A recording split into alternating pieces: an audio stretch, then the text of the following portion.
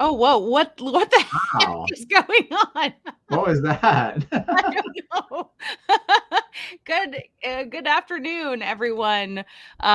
We are here on Wednesday evening, and there's a lot to talk about. Actually, Joe and I have been planning this live stream for the past 2 nights, and unfortunately, with Polaris Dawn being postponed twice now, we just decided we're going to go live today because there has been so much going on, even stuff overnight.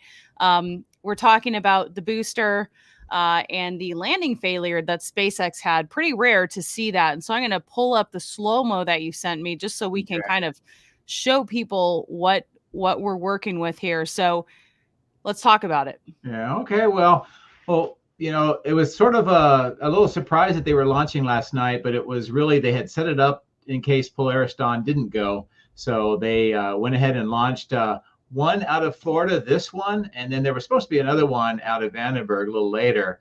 And so somewhere around, I think it was about 3 a.m, they launched this. It was a satellite, SpaceX Starlink launch, and the launch went well. The upper stage did its thing. They got the Starlinks into orbit, so that's a good thing. But booster 1062 on its 23rd flight and landing attempt, as you can see, it did not end the way they were hoping. And right. And this is very much slow-mo, but you can see, that tip. And they haven't had a failure of this sort in over 3 years. So, right. I think the question too is like there's, I guess, an FAA investigation, which I think a lot of people are surprised and think maybe that shouldn't be the case since this was on a drone ship. What do you say to that? Well, I kind of understand that sentiment, as, hey, it's way out in the middle of nowhere. It didn't cause any problem with people and all that. But and that'll be something that the investigation comes out with. But the way the FAA regulations work, and those have actually changed recently within the last year or so, and they've added some different criteria. And one of them is loss of the rocket in this case. And clearly they lost the rocket. The question about, well, it was landing out in the middle of nowhere. Why is that a big deal? Nobody else lands. I've seen some of those comments. I would just say that, the FAA is still trying to get a hold of what's going on with all the commercial launch and also all of the different capabilities that are being built. Blue Origin is going to be trying to do this. They do that with the New Shepard.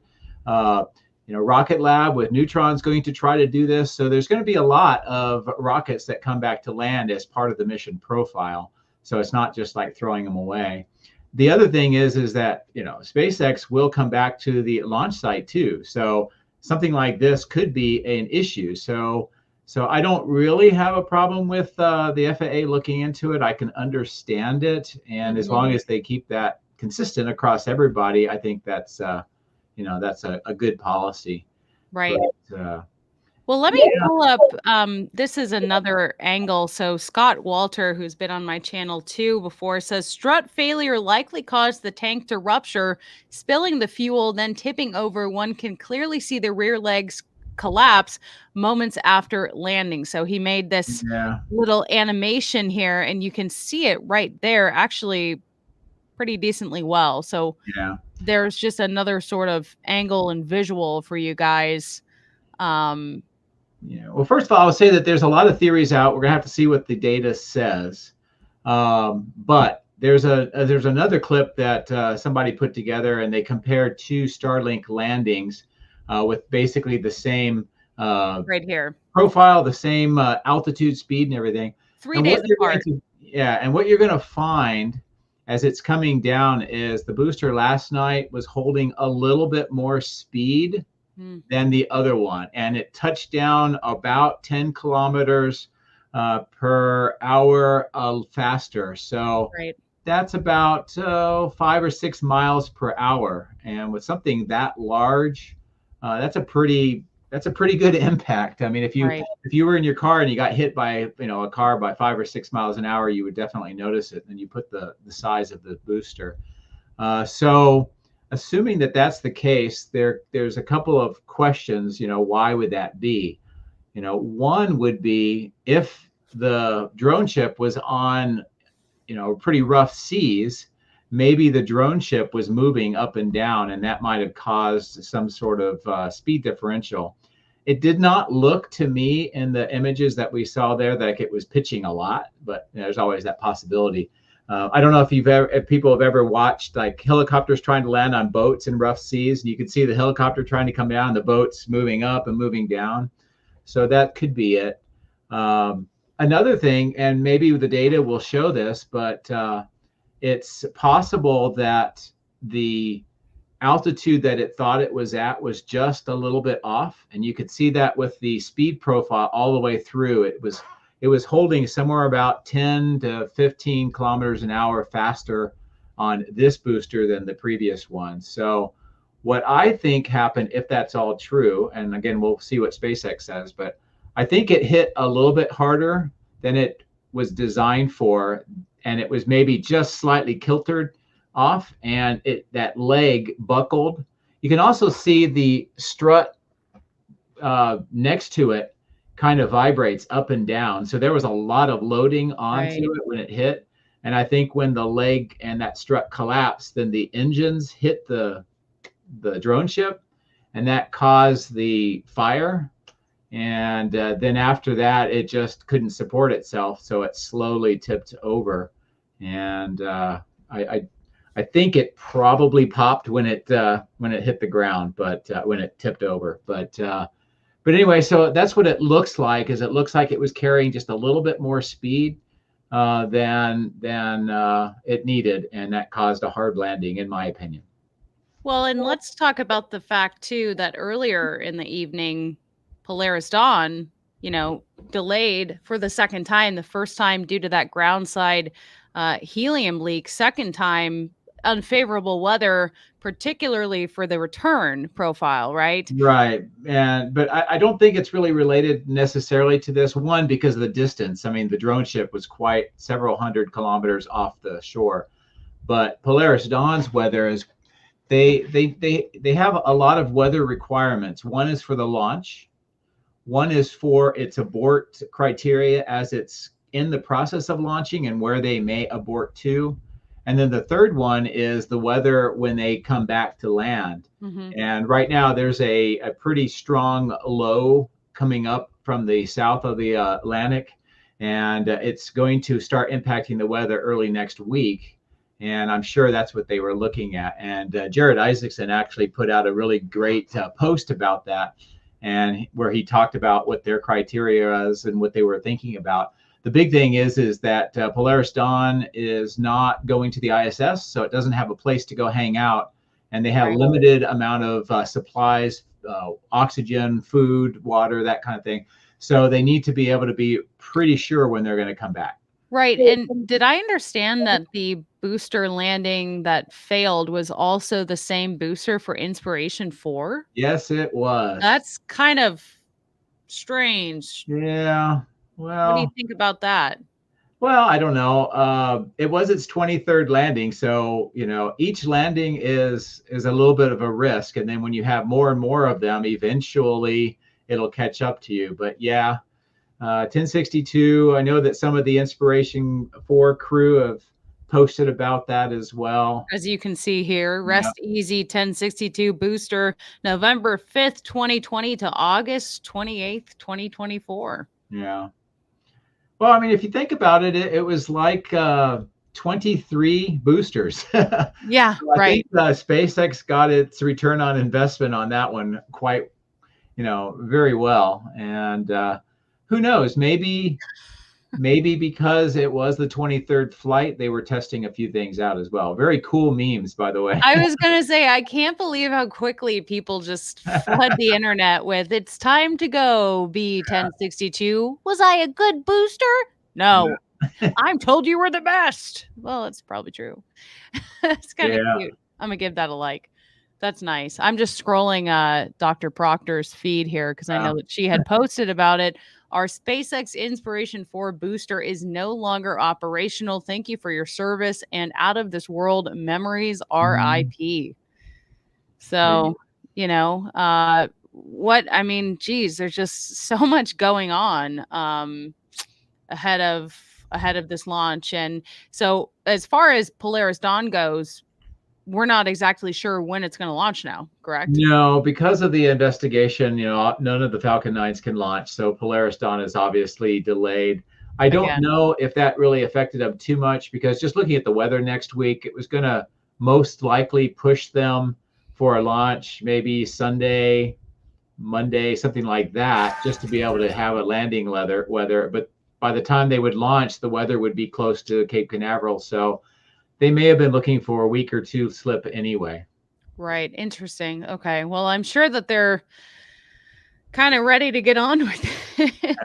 Well, actually, I had a different thought that is sort of related to Starliner, and that is, Starliner, the decision was made to have them come back on Crew 9, which requires a Falcon 9 to launch. Yeah, right. Oh my gosh. So I don't know.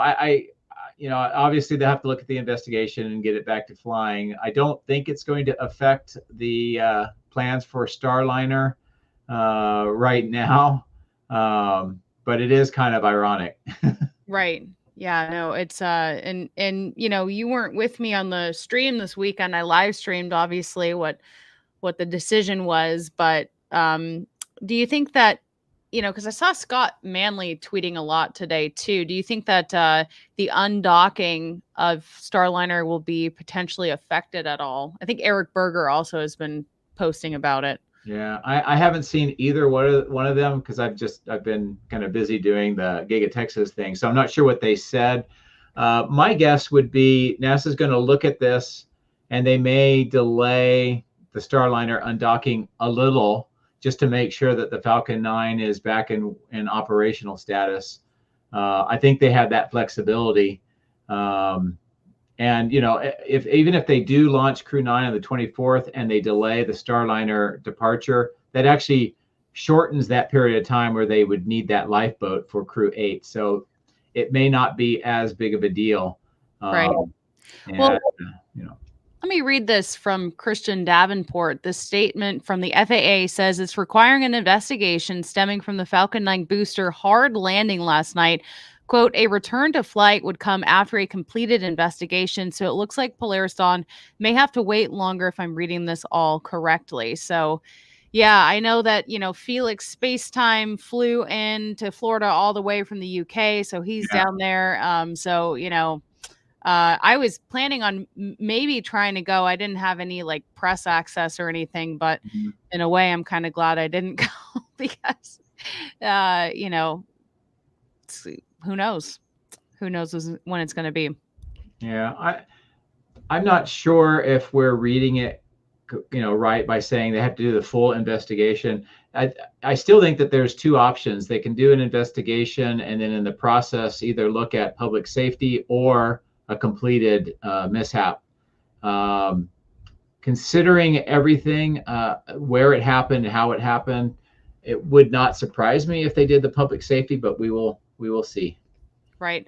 What do you think about Neil's comment? It's been a rough summer for spacecraft. Yeah, well, it has. I mean, we've had RFA over at Saxaford with their attempted static fire that didn't go well. The Chinese static fire that flew.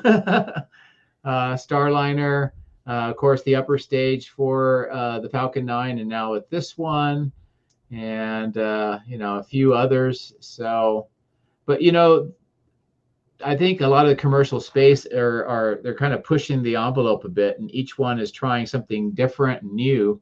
And I think that's it's a good thing. It's not great that things crash, but I think it's a good thing because we are, trying to get more and more companies involved with what's going on. Right. And Ben has a comment here. How do you think, or do you think that anything is going to affect the Starship launches, which a lot of people are still asking me, when the heck is the Starship launch? When are they going to catch, as we see here, Mechazilla, maybe? When do we think that's going to be? I don't know. I don't know either. Obviously, the FAA needs to clear the Starship to launch. I think that is actually a separate process to the Falcon 9. So what happened to the Falcon 9 doesn't necessarily relate to the Starship. So I don't think that's the issue.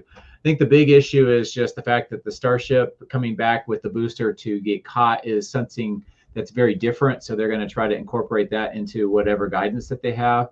But also, even if the FAA said go ahead and launch the Starship today, I don't think SpaceX down at Starbase is ready for probably another week or two at least, just because of the infrastructure work that they're doing. They're doing a lot of work on the chopsticks right now, so they're in no state to be lifting or catching anything right now.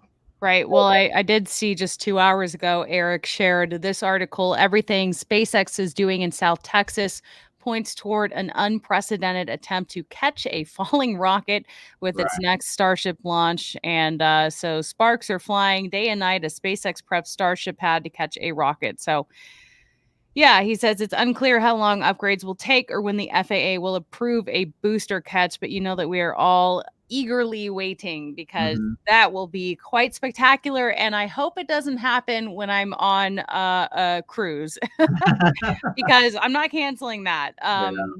But yikes. Hard that's going to be spectacular because you're going to have this giant skyscraper falling out of the sky at an incredibly fast rate with no engines at first. We're going to get probably 3 really loud sonic booms about the time that the engines light. So that's going to be startling. And then to see it potentially coming to almost a stop right above the tower and then getting caught, that's going to be crazy. Yeah, I really hope that we can both go and do the same thing we've done every time, stream from Margaritaville and make it a party.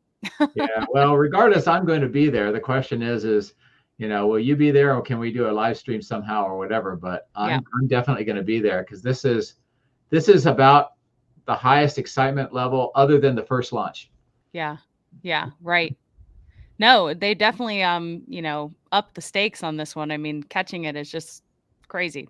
Yeah. Super crazy. And I hope they do. Let's see here. So, just reading some of the comments here. Blake, sir, I haven't heard from you in a long time. So let me put this video on again. He says, as opposed to the usual reddish orange color of the engine flame, did you guys notice the color seemed to have a green tint to it? You can also see this reflecting on the drone ship as it approaches. So let me replay this. I don't know if you noticed that or maybe not. I don't know. We can take a look at it again. This is after it hit. So yeah, this one's better.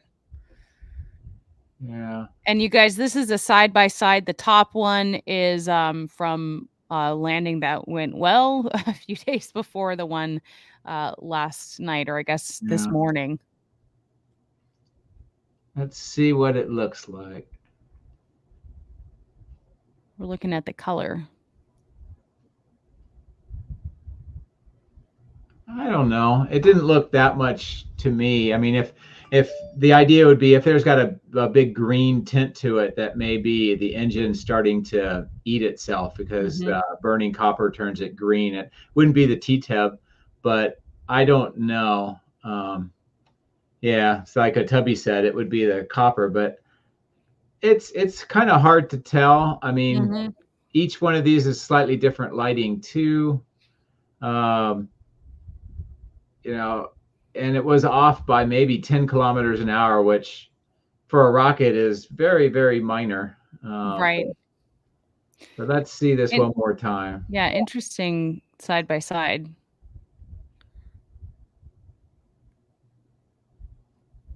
To be honest, the one that looks greenest is the one that landed fine. Yeah, I'm not really seeing it, but thank you for the question. It's just been so busy. I haven't talked to you, I don't think, at least, in person about the Starliner decision. Were you surprised? I still think that they were trying anything they could to do the Starliner as the return. I think that, obviously crew safety is the most important thing, and that's what they made their decision on. But I also know that there is a lot of pressure behind the scenes, not only just from Boeing, but from Congress and also people within NASA, understanding that, this is not happening in a vacuum. There are a lot of other things that are going on that relates to Artemis, Boeing, Inspector General reports that have recently come out that have not been painting things in the best of light. And by not having them come back on Starliner is yet one more of those, death by 1,000 cuts. So I know it was a very difficult decision. And when you were watching the panel from NASA, not only did they not have Boeing, and I think that's partly because of the stuff that's going on behind the scenes, but the way that they were answering the questions and what they were saying, I think the audience was really Congress. It wasn't us. I mean, we were hearing it, but they were really addressing Congress. And and to me, it was very somber. I mean, everybody looked almost like they were at a funeral or something. Yes, 100%. I was thinking the same thing. I was like, oh my gosh, just look at their faces. Like that says everything you need to know about this. And yeah, it was, surprising. I mean, I guess they said it was on purpose. They didn't invite Boeing to be a part of it, but and so just days or, not long after that, we learned about this new $2.7 billion. Let me see if I can pull up that article price tag. This is like the third of these Inspector General reports that have come out in the last 2 months. The first one had to do with the Lunar Gateway and the problems with that. The second one had to do with the SLS Block 1B, which is the rocket that the tower, which is what this Inspector General report was about, though they would be matched together. And the SLS-1B is a bigger rocket, more powerful, it's taller, it has different connecting points. So that's why they needed to, or at least they decided to build another tower, this mobile launch system. And, it was something that they put on contract. I think it was 2018, 2019, something like that. And then the delivery was supposed to be 2023 at about $383 million. And by the time we got to 2023, not only did that delivery not happen, they hadn't even really started on it. And there was a report from the Inspector General that came out around that same time. And by that point, it had ballooned to like $1.5 billion. And still, they had a lot more work to do. And this latest one is estimating it's going to be closer to 2.7 billion. And almost more importantly, is it will not be ready, certified, and able to do Artemis 4, which is supposed to launch right now in 2028. So, we've been thinking about Artemis 2 coming up here in the next year or so. That would be the flyby of the of the moon. Artemis 3 would be where they would use the Starship HLS lander to land on the moon. That's supposed to be end of 2026. And then 4 would be 28. And I think this is just one more thing showing that those times and those dates are probably unrealistic. Well, I think it's interesting. Eric Berger writes, 7 times the cost growth in 5 years is impressive, even by SLS program standards. And he's getting a little snarky with his headlines. NASA has to be trolling with the latest cost estimate of its SLS launch tower. I think it's really important because if you think about, the Artemis program, we just talked about their timelines and the difficulty that they're having, and budget and funding has been a challenge. And it's, we get a launch tower that's 2.7 billion, which is nearly the same cost of the entire Starship development program, including the 2 towers. That's a joke. But we also had the Viper lander get canceled because of budget. So you can imagine if this stuff is happening, what's going on with the rest of NASA's budget and programs.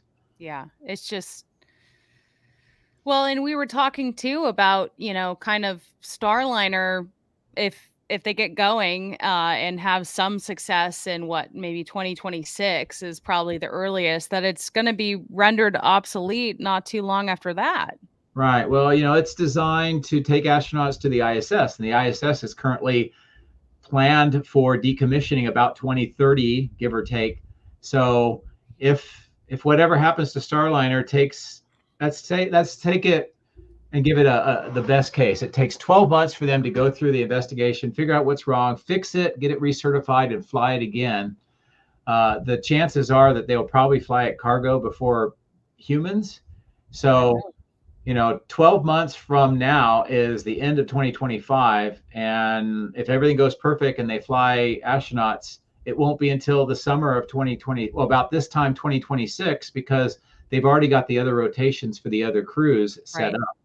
So at that point, if they do every other, launches, that means that they'd only get about 4. And the contract allows for 6. NASA is only basically given them to proceed to the authorization to proceed with 3 of them. So I've heard some people say that NASA's already paid for 6. They haven't. They've only got 3 with the option for 3 more. And with the timing, that would just the 3 would pretty much end the Starliner. And as far as I know, there's no follow-on program for the Starliner. There's not a dual purpose for commercial. I know they talked a little bit about maybe using it for orbital reef, but I don't think that's happening now. So there's nothing. What a waste. Well, at this point, I mean, now that we've gotten so far in, you could make that case. If they had come online 4 years ago, then it would be a completely different story. Correct. But yeah, I think best case, it's going to still be at least 18 more months before they put humans to fly in it. And by that time, from Boeing's standpoint, the costs are going to be enormous. It's going to be probably another $1 billion by the time they're done getting it ready to go. They might recoup some if NASA pays for them for a cargo mission, but it's a lot. Well, and also let's talk about, behind the scenes, SpaceX is also developing the deorbit vehicle for the ISS. So once again, a lot of this responsibility is on SpaceX and just reliability. Right. Yeah, it is kind of, I mean, it's not if you're a SpaceX fan, you're like, hey, that's great, no problem. But from a national security, national space policy kind of thing, it would be great to have multiple different options. And, as companies like Boeing kind of falter, ULA having some issues, we'll see how they do. It's the old traditional space is not there. So they're having to lean on newcomers, and most of the newcomers aren't ready, and they won't be for a while. So it kind of puts it back to SpaceX. Yeah, it's so interesting that, why can these other newcomers not be as successful as SpaceX has been? If you look at even just Blue Origin and SpaceX getting started around the same time, and look at the differences in what has been accomplished. I mean, I know that there's going to be another sort of suborbital tourism, space tourism hop tomorrow morning, but SpaceX, just what they've accomplished in that same amount of time, it's mind blowing. Yeah, well, a lot of the companies like Blue Origin, I think they clearly weren't as driven and focused on achieving objectives, at least early on, like SpaceX was. Right. SpaceX, has been the driving force, the pathfinder, if you will, for a lot of commercial space. And along the way, they've kind of gotten beaten up too. So it's never fun to be out in the lead. But once you break through, then everybody else can follow. And, I think it's only been recently that Blue Origin's really kind of started dedicating themselves to trying to achieve things. And, I think it started when Jeff Bezos left Amazon, and also with the new CEO of Blue Origin that's been putting more effort into it. But that being said, their very first launch is pretty ambitious. It's going to be taking 2 Rocket Lab landers for Mars, even though that they're really, really small. It's like putting 2 toasters in a semi truck, but it's a mission to take 2 landers to 2 missions to Mars on their first one. And they've never static fired a New Glenn, and they're supposed to launch early October. So we're about 6 weeks away, give or take 6 or 7 weeks away. Yeah. So, when you do testing an individual components, that's one thing. But when you integrate things and you start testing, you find a lot more challenges. And it could be engines, it could be fueling, it could be plumbing, valves, which always gets a problem for everybody.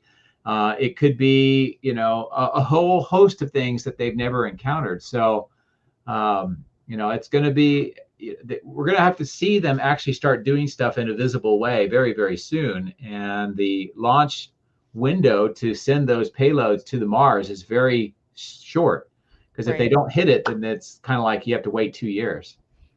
Oh my gosh, seriously? Yeah, because it has to do with orbital mechanics and the position of Earth and Mars. Because if you launched at any given time, it could be as short as 4 months, depending on where orbits coincide, or it could be, a year. I mean, it just really depends. So about every 26 months, they are close enough to minimize that time. And on the flip side, that means that if you hit that window and you go to Mars, let's say you and I went on a trip, and then halfway through we had a problem, we're going to have to stay at Mars for at least a year before you can get another window to come back in a short period of time. So there's no do-over. Once you're headed there, you are headed there. There aren't enough Diet Cokes in your cooler to make that worth it. I'm talking about when Joe and I go down to Starbase, you have to be prepared, because there's one final gas station, maybe 20-ish minutes away. And then you're kind of on your own. There's no bathrooms, there's no place to buy water. And it's usually pretty hot, humid, and sometimes filled with bugs. So you come prepared, and I benefit from your preparation. That's actually how it happens. That's very, very true. But by the way, Neil has has some great points right there. Yes, right.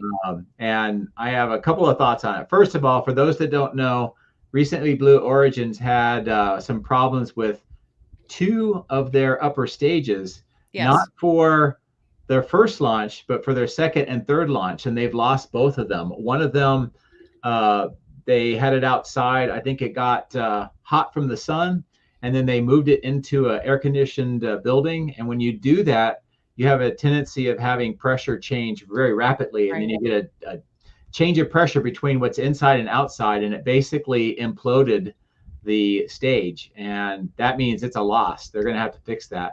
And then another one, I think for Flight 3, they were doing some pressure testing, and it was inside their TUCAT, which is the kind of the cleaning and testing facility, and it ended up blowing off the doors of the building, not to mention blowing up the upper stage. And one other thing that I would mention about that is we only know about that because one journalist, an article, published it. Blue Origin hasn't really done anything official on it. And, that continues kind of their trend of being secretive, which I understand to some degree, but I really think that they need to, if they really want to get the press and get the good coverage of New Glenn and everything, they need to be a little bit more open. I would contrast that with recently RFA, the German company that had their first stage explode during their static fire, have been extremely transparent, and they came out and they gave a really great rundown of what happened. And Astrobotic just put out a report yesterday on their Peregrine lander, the one that launched on the Vulcan, but then they had a tank problem. It turned out to be valves and helium yet again, and it caused them not to be able to land. But they've been extremely transparent as well. I think that both of those companies might be able to teach Blue Origin something. Yeah, definitely. Hey, did you know that the media credentials are still open for the Escapade launch?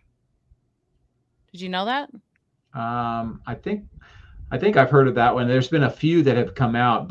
New Glenn's has come out, right? And well, this is on NASA's website, News Media Accreditation. Here, let me see. Can you see this? Okay. Oh, wait, hold on. Nope, that's the wrong tab. Okay, Here we are. So this is on NASA's media accreditation. So you can still apply for NASA's SpaceX Crew 9 launch, which, would be interesting to cover. And then also NASA Blue Origin Escapade launch October 12th. So, I mean, we'll see if that actually ends up being that date, but might be good to apply. Might as well. Yeah. That would Yeah. be cool. But you haven't been yet, right? No, I have not been to, I haven't been to a launch at Cape Canaveral in a few decades. Would you want to go if I got approved for either of them? Sure, that would be cool. I mean, Orlando's really not that far away. Yeah, that might be fun.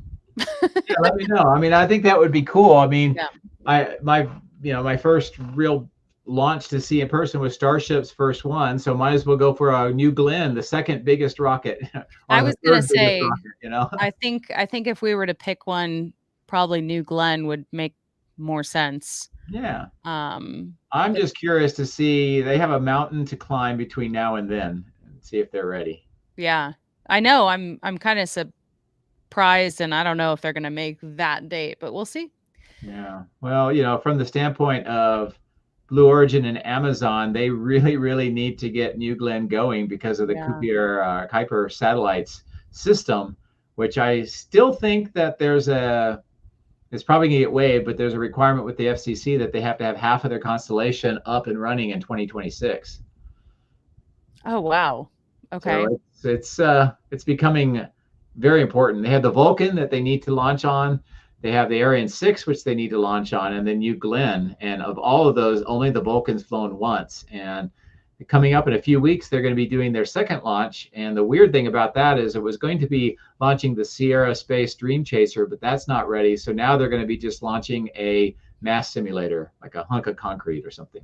Wow. Yeah. Let's see here. But Tori Bruno just put out some pictures of multiple Vulcans with engines installed. So they're trying to press ahead. They need to because of their contracts with Space Force. Oh, thank you, Tin Man, for sharing. He shared the link, so I might as well talk about it. Oh, there you go. My Mechazilla shirt, which I will stand up and show you, which actually, if you are able to use Google Lens, if you scan this, it says Mechazilla in Japanese. And this is the shirt, and it is approaching the deadline. So you have until Monday to order it, and then we close the store because we have orders that we have to get out. So if you want the shirt, we have a woman's version, which is the one that I'm wearing right now. We also have just a regular men's, t-shirt. And I appreciate all the people who have ordered this shirt. It seems to be the favorite design. And so I'll just show you one more time. Is there anything on the back? I think there's just a logo here. Yep, just Alien Space logo. Yeah. But I like it. So it seems a lot of people do like it, but not trying to be annoying, just trying to let you know because the deadline is approaching. That's one of those real things that when they sold out, they're sold out. There's no more. Right. And yeah, because, we have to do a run, and there is the link as well in the comments. It's up on the screen, but there it is in the comments. You can copy and paste. So the idea is that we get, as many orders as we can, and then we close it and only make as many shirts as we need. So that's kind of why it has to be that way. Gojira. Yes, that's right. Wildcard Adventures. That's why I bought 2. Wow. Thank you so much. Cool. Yeah, I can't wait to see everyone rock their shirts. And honestly, I think you will get it in time because I don't think that we're going to see the Starship launch before mid-September. I think mid-September would be the earliest, just because, you put up a picture of all the work that they're doing on the chopsticks. And I think, once they are done, and they've been actually doing some reinforcing of the actual tower itself. They've been putting large gusset plates underneath the metal, the steel kind of protecting wall that they put around the base. They had to remove those to put those plates in, and now they're reinforcing the chopsticks. So once all that's done, I think they're going to want to test it again, because not only just to see how it works, but they're adding a lot more weight. So they need to see how it, rebounds and moves and all that. So I think we're going to see another set of slap tests coming pretty soon. Yeah.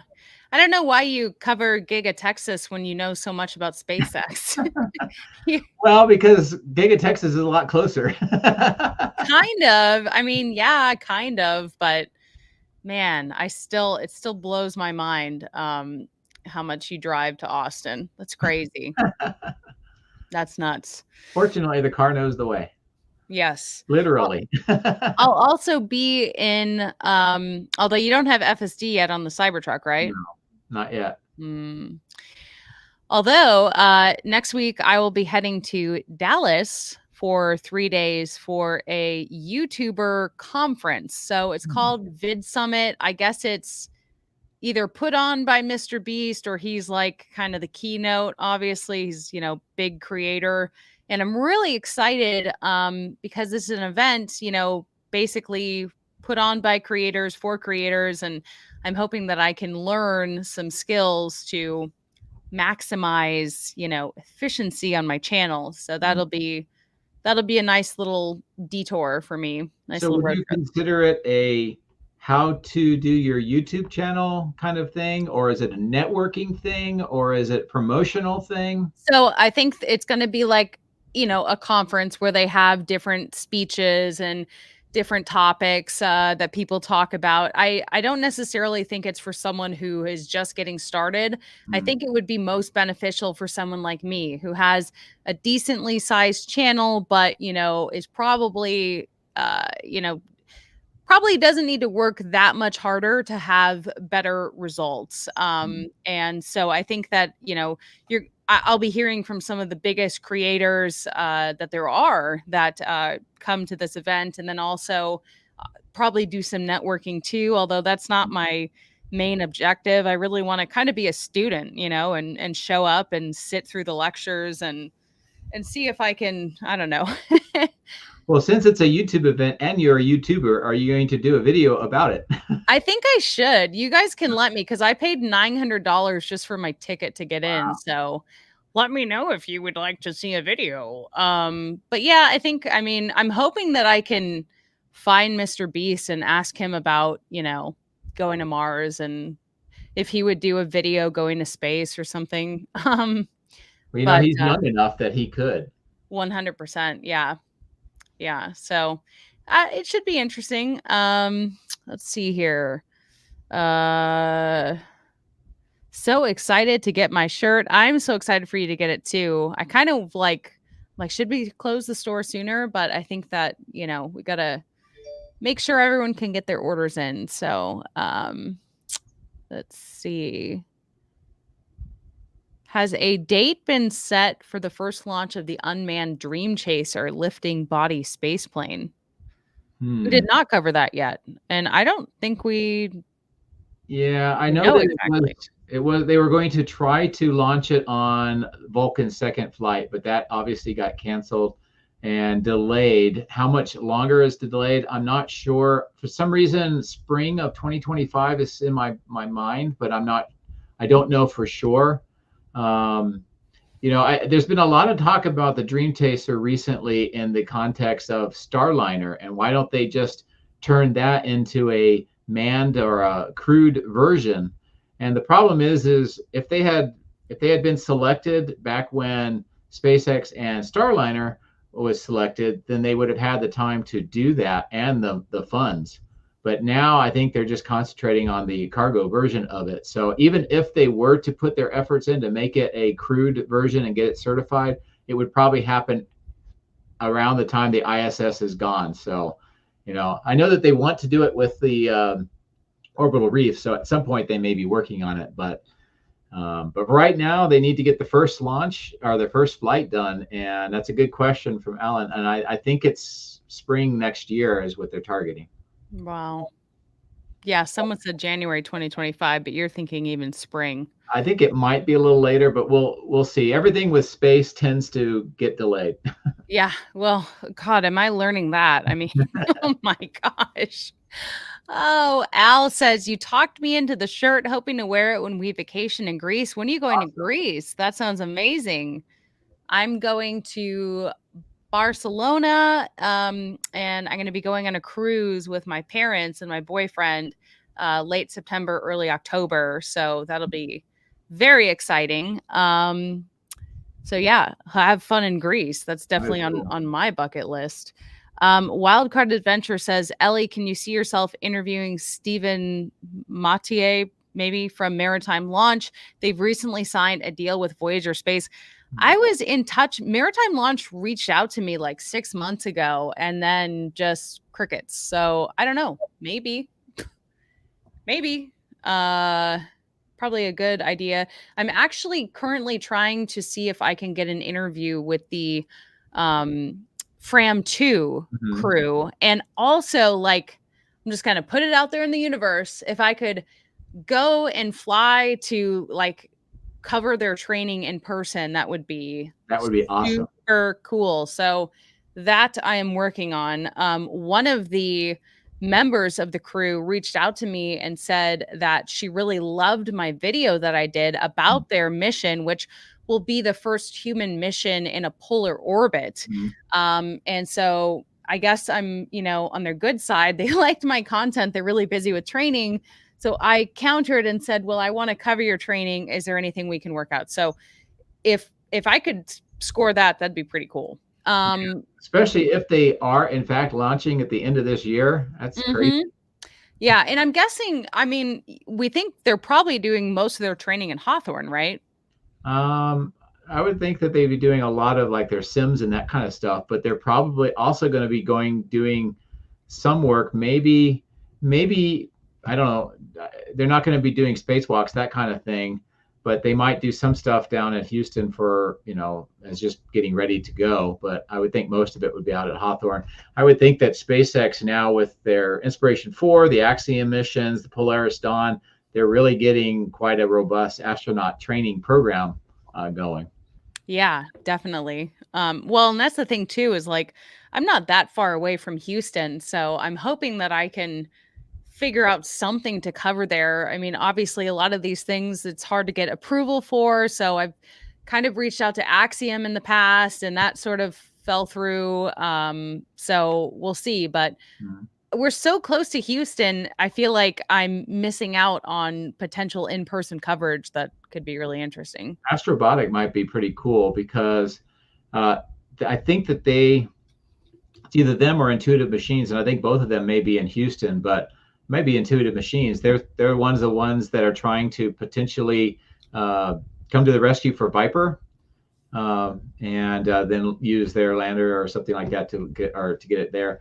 Astrobotic, there's actually a connection between Astrobotic and Astroport, which you and I talked to here in San Antonio, and that is their testing for doing landing pad creation is going to be using an Astrobotic rover that will be on the first Starship HLS demonstration landing. So that might be pretty cool. Yeah. If I can score any of that, if you want to help me film it and cool. do the interviews, I'm sure you would. How far are you from Houston? Roughly about the same. Although for you, I think it would be a little bit faster to you just because you can go out through Bastrop over and then to Houston, whereas I have to go to South San Antonio to get on to 10 and then go over. Yeah. But either way, it's not horrible. It's closer than Starbase. Oh, way closer. Oh my gosh. I wish that Starbase was closer, or that we had a direct flight from Austin. Yeah. Maybe when Starbase grows a lot bigger, was it Kathy Leaders that just had a conversation where they're hiring 300 more engineers? Yes, that's what I saw. Starbase is definitely growing. Definitely, yeah. I wish that I could have been at that event to cover it. They've had a couple of these. What is it, Chamber of Commerce or something? Right. Yeah, I need to get on that on that invite list. Yeah. Well, I think that that's kind of all the things that we wanted to talk about. Forgive me, I went climbing and lifting today, and I'm super tired. If I'm being honest with you. I was actually napping to do a Polaris Dawn. When that fell through, I realized, I got this other launch. So yeah, I actually stayed up for that. And oh my gosh, you must be tired. Every time I do like the super early morning thing, something happens with the Falcon 9. Really? Maybe I should. Well, the last with the upper stage, you remember? I Yeah. was like, hey, something happened with the upper stage, and then this Oh my one. gosh. So you're bad luck. I guess so. I need to sleep during the morning, I suppose. Oh my gosh. So are you tired too? A little bit, yeah, because then I actually slept in till I don't know what was it 5:15, and then went up to Giga Texas. Normally I'm up at 4:30. Oh, that's crazy. That is criminal. Space Dude just joined. We are kind of wrapping up, but he says, "How do I buy that shirt?" I just dropped the link in the comments there. I'm really glad that people like Macazilla shirt. So that deadline to order the shirt is Monday. So you still have a couple days to make up your mind. I'm sure I'll talk about it again. But yeah, I just a little update for anyone who is interested. I started rock climbing again about 3-ish weeks ago, and it's been great. If maybe you don't know, but I broke my femur rock climbing in March of 2023. And so it's been really fun to get back on the wall and feel physically good, and then also mentally good. And when you do a hobby for as long as I had done it, because I've been climbing since 2017, it really feels like I'm getting a part of myself back. So I am quite tired because it's kind of exhausting, but but that's been really fun. Yeah. So All yeah. right. Well, we'll have to watch and see when Polaris Dawn attempts to go again, and we'll hopefully we can work out something. Yeah. I mean, do you think it's going to be within the next week? I think it's going to be at least a week of delay, and then after that, the question will be: do they want to launch a Starlink or something just to prove that they've got it under control, or just go right to Polaris Dawn? My guess is that they'll try to launch the Vandenberg one, since it's already ready to go, and then they might have another one ready to go. I believe that they're coming into a period of time where they have a bunch of customer launches too that they want to get going. Right.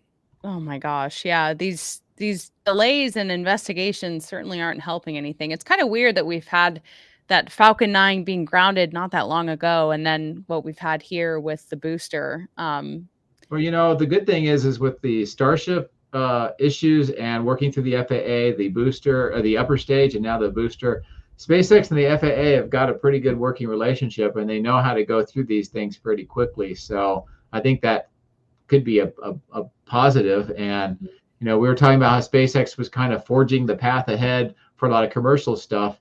They may be forging the path ahead of getting through the FAA approvals faster for other companies, because like Blue Origin, their New Glenn's supposed to land, and so they're going to have the same issues. So if they can follow the template of SpaceX, I think it would be helpful to Blue Origin. Yeah. Yeah, well, we'll see. But oh, I love this promo video. Oh, it just cut off. Here's the landing from, I guess it was this morning. Yep. There you go. Another one bites the dust. Unfortunately, and you can see like a big burst right off the side. I think that's just the whole tank collapsing. And they seem to cut it like almost immediately after that. It was like this, and then that's it. Yeah.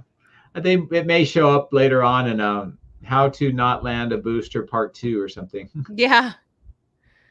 Well, that's kind of our update for you guys. So a lot going on. We're still playing the waiting game with a couple things. And thank you so much to everyone who has ordered a shirt on this live stream and who is supporting the Ellie in Space channel. Again, we wanted to do this live stream. We were gearing up and ready to stay up late. And I have to say I was a little bit relieved both nights when I was like, okay, I don't have to stay up that late tonight. And then, actually, one more question for you, because I've seen a couple people ask this. Okay. And I'm guessing that this has to do with the return weather and, the launch profile, but there's obviously a specific reason that they're choosing 3:38 Eastern time, or at least they had that to launch. It's not because they want to make everyone have to have a funky sleep schedule. Yeah, I think the way they described it is looking at the orbital trajectory that they are trying to go into. It's a very highly elliptical orbit, about 190 kilometers at the perigee, and initially up to I think it's 1,200, and then they're going to extend it. But because of that, it brings them into areas where micrometeorite damage could be an issue.